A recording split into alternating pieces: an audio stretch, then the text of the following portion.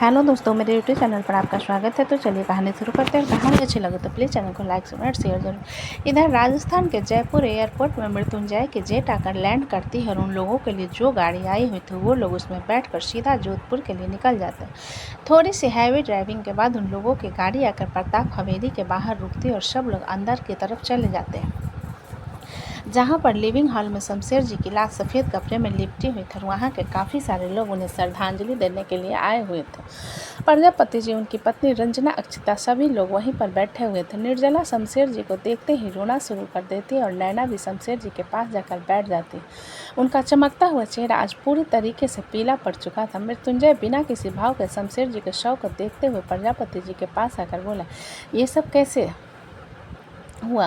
मृत्युंजय के सवाल पर प्रजापति जी उसकी तरफ देखते हुए, जब से मुंबई से आया था बिल्कुल चुप रहने लगा था, ना किसी से बात करता, ना कहीं घूमने जाता, हर वक्त घर में पड़ा रहता। कल शाम को जब गार्डन में आया था तो अचानक उसे हार्ट अटैक आ गया। जब तक हॉस्पिटल लेकर गए तब तक वो दम तोड़ चुका था। ये कहते हुए प्रजापति जी की आंखें नम हो जाती हैं। मृत्युंजय प्रजापति जी की पूरी बात सुनकर कुछ पल चुप रहने के बाद अपना फ़ोन निकाल कर थोड़ा कॉर्नर में आ जाता है और चिराग का नंबर डायल करने लगता है। मृत्युंजय तकरीबन 3 बार कॉल करने के बाद दूसरी तरफ से चिराग कॉल अटेंड करते हुए, आज मृत्युंजय की टोली और मृत्युंजय खुद मुझे कॉल कर रहा है। क्या हुआ मिस्टर सारंग, ऐसी कौन सी आफत आ गई? मृत्युंजय चिराग की बात पर बिना किसी भाव के, तुम्हारे पिता के इस दुनिया में नहीं रहे, उन्हें आखिरी विदाई दोगे कि नहीं? मृत्युंजय की बात सुनकर दूसरी तरफ से बिल्कुल सन्नाटा पसर जाता है। जब मृत्युंजय एक बार फिर से कहता है, तुम आना चाहते हो कि नहीं? मृत्युंजय के सवाल पर दूसरी तरफ से चिराग बिना किसी भाव के, मैंने उनसे अपने रिश्ते उसी दिन खत्म कर दिया जिस दिन वो मुझसे मिलने आए थे, इसलिए मैं नहीं आऊँगा और दोबारा मुझे उनके रिश्तेदारों का भी फ़ोन नहीं आना चाहिए। Got it. इतना कहकर चिराग कॉल कट कर देता है। मृत्युंजय चिराग के कॉल कट करने पर बिना किसी भाव के फ़ोन की तरफ देखने के बाद फ़ोन पर पॉकेट में डालकर अंदर चला आता है। अंदर सभी लोग नम आंखों से शमशेर जी की तरफ देख रहे थे। जब मृत्युंजय उनके पास आकर उनके चेहरे को छूते हुए धीरे से बोला, आपको ये नहीं करना चाहिए था मामा जी, आपको ये नहीं करना चाहिए था। ये कहते हुए मृत्युंजय की आंख से एक आंसू की लकीर बह जाती है, जिसे साफ करते हुए मृत्युंजय शमशेर जी के सर को भी कपड़े से ढक देता और डेविड की तरफ देखते हुए कहता, उन्हें अंतिम विदाई देने का वक्त हो गया है। मृत्युंजय की बात सुनकर प्रजापति जी उनकी तरफ देखते हुए, लेकिन इनका बेटा भी तो आने वाला है ना? प्रजापति जी की बात पर मृत्युंजय उसकी तरफ देखते हुए अपना सर नहीं में हिलाकर, उसके बेटे ने कहा कि वो नहीं आ रहा है, इसलिए हमें ही सब कुछ करना होगा। मृत्युंजय की बात सुनकर नैना रोते उसकी तरफ देख हुए, लेकिन क्यों भाई, क्यों नहीं आ रहे हैं? मृत्युंजय नैना की बात सुनकर अपना सर नहीं में हिलाकर बोला, मुझे नहीं पता, लेकिन सारे सवालों का जवाब मिल जाएंगे। फिलहाल के लिए मामा जी को अंतिम विदाई देना जरूरी है। मृत्युंजय की बात पर एक आदमी कंधा देने के लिए आ जाते हैं। मृत्युंजय अभी उनके अर्थी उठते हैं और डेविड उसके पीछे चला आता है। जब कुछ पंडित जी आते हैं और मंत्र पढ़ते हुए उनके अर्थी की वहाँ से शमशान की तरफ ले जाया जाता है।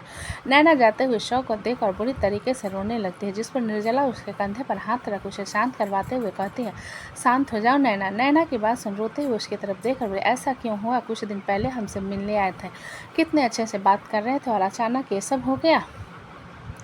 विप्लव को वहीं पर उन लोगों के साथ छोड़ा गया था ताकि वो सब लोगों को संभाल सके। बाकी हवेली में कुछ नौकरों को छोड़कर बाकी सब लोग शमशेर जी को अंतिम विदाई देने जा चुके थे। नैना को रोता हुआ देखकर विप्लव उसके सामने बैठकर बोला, कहा जाता है कि जब कोई भगवान के पास जाए तो रोना नहीं चाहिए, बल्कि हमें खुश होना चाहिए कि इस जन्म में उन्हें मुक्ति मिल गई और अगले जन्म में वो किसी नए रूप में हमारे साथ होंगे, इसलिए रोना बंद करो। अक्षिता खड़ी विप्लव की बात सुन रही थी, उसकी तरफ देखकर बोली, बातें तो बहुत लंबे लंबे करते हो, बट असल ज़िंदगी में ऐसा नहीं होता।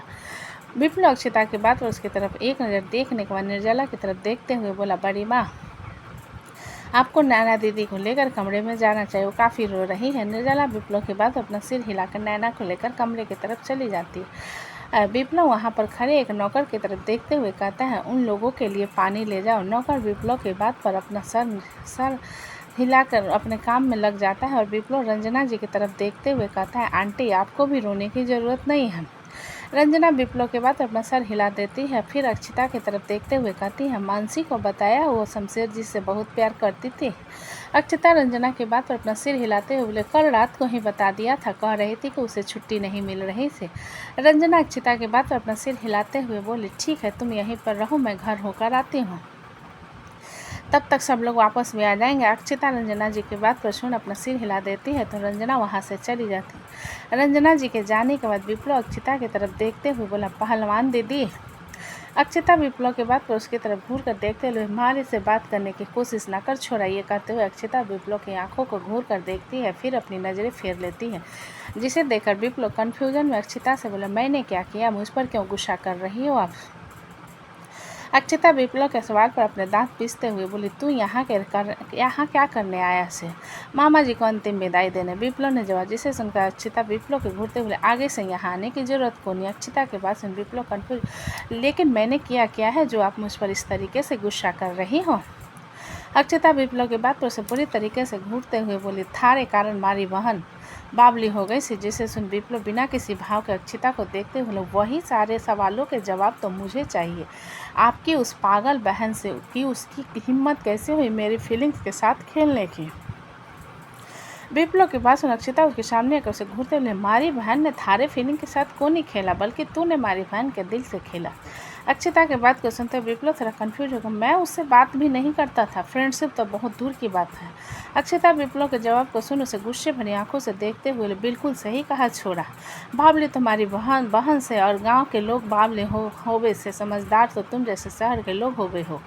विप्लव अक्षिता के बातों को सुनते हुए गहरी सांस भरकर बोला, क्या आप मुझे स्पष्ट रूप से बता सकते हैं कि एक्चुअली में बात क्या है? मुझे कुछ समझ नहीं आ रहा। अक्षिता विप्लव के बात पर अपना सिर हिलाते हुए बोली, क्यों ना, मैं ज़रूर बताना चाहूँ। तुम लोगों ने यहाँ से जाने के बाद मारी पागल बहन थम लोगों के पीछे मुंबई चली। जिसे सुनकर विप्लव हैरान होते हुए खुद से बोला, इसलिए मेरा दिया हुआ पेंडेंट मेरे पास वापस आ गया? मतलब वो हिमांशी थी जिससे मैं हॉस्पिटल में टकराया था? ये सोचते हुए विप्लव का चेहरा बिल्कुल सर्द हो जाता है और उस सर्द को चेहरे को देखकर विप्लव अक्षिता की तरफ देखते रहे, मुझे हिमांशी से मिलना है। अक्षिता विप्लव के बाद अपना सर नहीं में हिलाते हुए, हमारी बहन ने बहुत मुश्किल से खुद को संभालने से, अगर तो फिर से उसके सामने गया ना तो जिस बार वो खुद को संभाल को नहीं पाएगी। थाने से प्यार करने से उसका दिल बहुत कोमल है, जिस वास्ते चला जा हमारी बहन की ज़िंदगी से। अक्षिता के बाद फिर विप्लव उसके तरफ कशमकश भरी आंखों से देखते हुए खुद से बोला, वन साइडेड लव के बारे में सुना था, ये इतना गहरा होता है इस बारे में नहीं पता था। यह सोचते हुए विप्लव को अपने दिल में काफ़ी वजन महसूस होने लगा। वो अक्षिता की तरफ देखते हुए फिर से बोला, प्लीज़ मुझे हिमांशी से मिलना है। अक्षिता विप्लव के बाद सुनकर अपना सर नहीं में हिलाते, मैं थारी कोई मदद ना कर सके हूँ।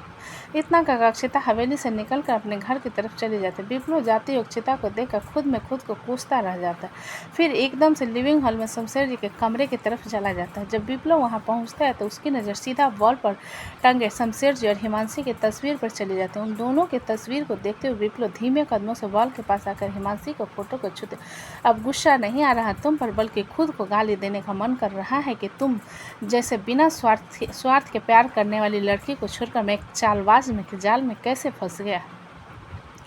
ये कहते हुए विप्लव की आंखें नम हो जाती है। तभी वहाँ पर फ़ोन बजने लगता है। विप्लव फ़ोन रिंगटोन की आवाज़ सुन इधर उधर देखता है तो बिस्तर पर शमशेर जी का फ़ोन रखा हो, जिसे देख विप्लव थोड़ा सा सरप्राइज होकर जाकर फ़ोन उठाता है तो उसमें हिमांशी नाम फ्लैश हो रहा था। नाम को देखते हुए विप्लव की आंखें चमक उठती है और वो जल्दी से कॉल अटेंड करता है तो दूसरी तरफ से हिमांशी की आवाज़ आती है, हेलो पापा, क्या ये आप हो जिन्होंने बड़े पापा का फ़ोन पकड़ा है? आवाज़ में थोड़ी सी वजन को महसूस कर विप्लव हल्का सा मुस्कुराते हुए, 1 साल में तुम्हारी आवाज़ सच में थोड़ी सी रफ हो गई है। विप्लव की बात पर दूसरी तरफ से बिल्कुल सन्नाटा पसर जाता है, जिसे देखकर विप्लव आगे बोला, ये पागल, आई मिस यू। विप्लव के बाद सुनकर दूसरी तरफ से हिमांशी थोड़ी हिचकिचाते हुए बोली, तुम्हारे पास बड़े पापा का फ़ोन क्या कर रहा है? जिसे सुनकर विप्लव बिस्तर पर बैठते हुए, हिमांशी तुम्हारा नंबर क्या है? अचानक विप्लव के बात बदलने पर हिमांशी हैरान हो, तुम मेरा नंबर क्यों मांग रहे हो? विप्लव हिमांशी के सवाल पर कुछ पल सोचने के बाद, कुछ ज़्यादा ही अकेला रहने लगा हूँ, सोच रहा था तुमसे बात करके टाइम पास कर लूँगा। विप्लव के बाद फिर हिमांशी कुछ चुप रहकर काम पर फोकस करो वरना कोई तुम्हें भाव नहीं देगी। विप्लव हिमांशी के जवाब को सुनकर हल्का सा मुस्कुराते हुए, अगर कोई शादी नहीं करेगी तो तुम करोगे मुझसे शादी? हिमांशी विप्लव के अचानक बात को सुनकर बिल्कुल हैरान हो जाते और कुछ भी नहीं कहा, जिसे महसूस करते हुए विप्लव आगे कहता है, मिलना चाहता हो तुमसे? विप्लव की बात पर हिमांशी हकलाते हुए बोली, क्यों मिलना चाहते हो मुझसे? तुम्हारी भाव भव्या कहाँ है? जिसका नाम लेकर दिन भर रोते रहते थे। हिमांशी की बात सुन विप्लव अपनी आंखें छोटी कर, तुम मुझे अपना नंबर दे रही हो कि नहीं? विप्लव की बात सुन हिमांशी मुंह बनाते बोले, हाथ में फ़ोन है और फ़ोन में मुझसे बात करो, फिर भी सेंस नाम की चीज़ नहीं है कि उसी से अब मेरा नंबर निकाल लो।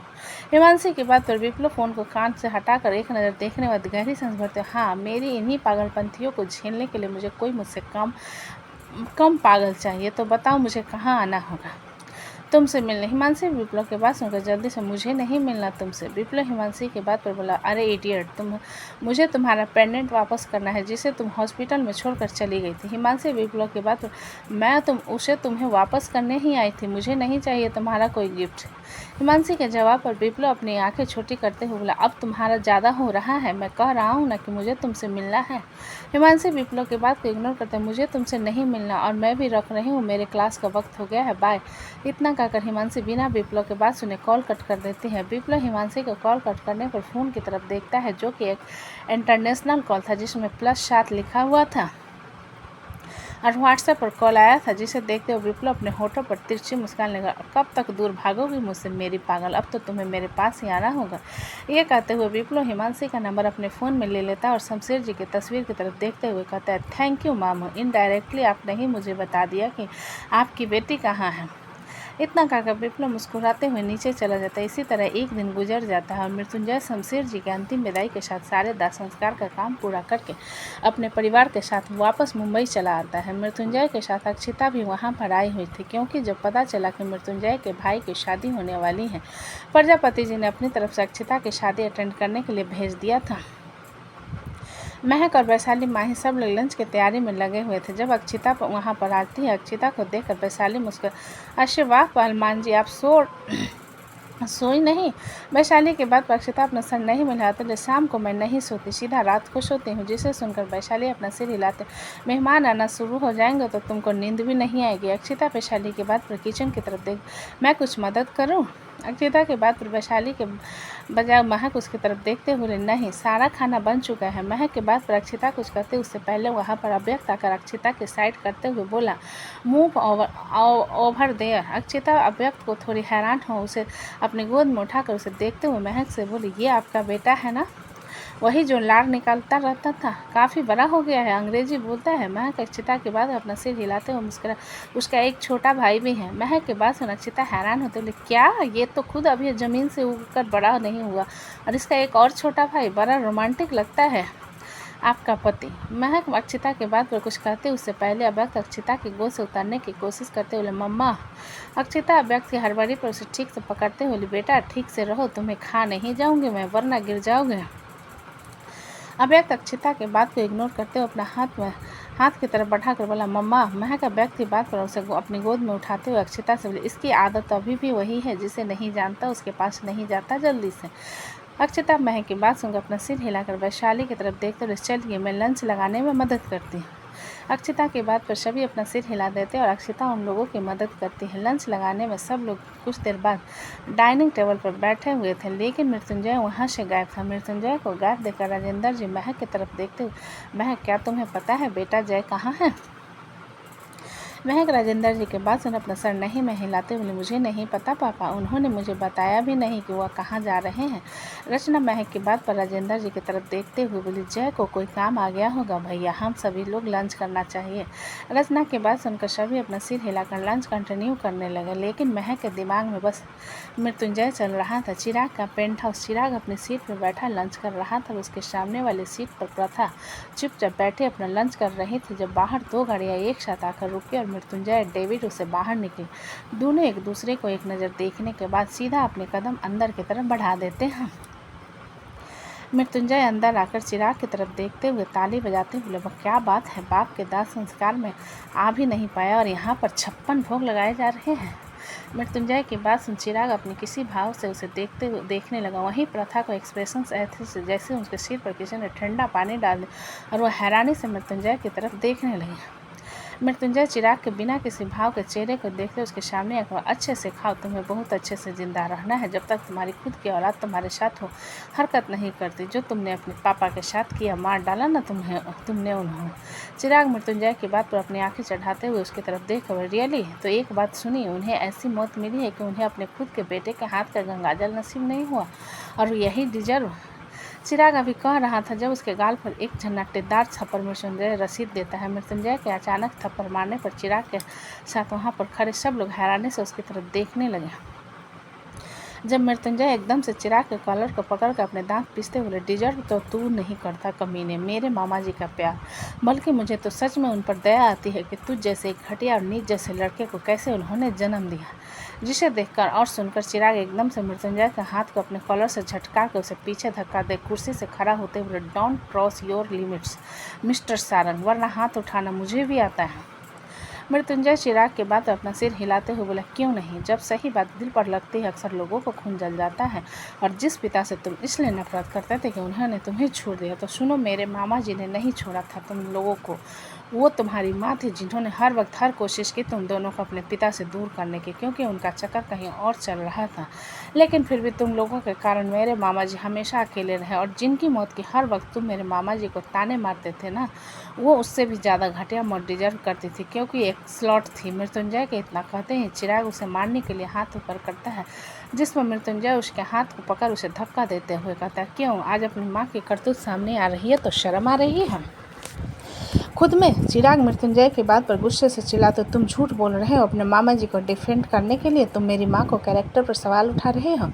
मृत्युंजय चिराग की बात सुन व्यंग भरी मुस्कान लेकर, कुत्ते की तरह भौंकना बंद करो, जो चला गया उसे डिफेंड करके मुझे क्या मिलेगा, और तुम्हारी माँ के कैरेक्टर पर सवाल उठाकर मुझे क्या लॉटरी लग रही है जो मैं बेवजह एक मर चुकी औरत के चरित्र पर उंगली उठाऊंगा? जो सच है वो सच है, पता लगा कर देख लो। जिसे सुनकर चिराग मृत्युंजय को घूरते, तुम्हें ये सब किसने बताया? डेविड, जो कि उन दोनों की बातें सुन रहा था, चिराग की तरफ देखते हुए बोला, नैना ने। तो दोस्तों, कहानी कैसी लगी मुझे कमेंट में लिखा। अच्छी लगी तो प्लीज़ चैनल को लाइक करें, सब्सक्राइब और ज़्यादा से ज़्यादा शेयर करें। कहानी को पूरा